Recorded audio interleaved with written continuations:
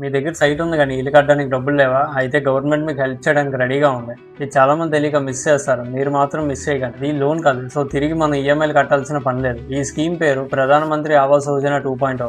Government ఈ scheme కింద 1 crore houses కి గ్రాంట్ ఇవ్వడానికి రెడీగా ఉంది. ఈ scheme mainly economically weaker section ఉన్న వాళ్ళకి అప్లై అవుతుంది. అంటే ఇన్కమ్ లెవెల్ బిలో 3 lakhs ఉండాలి.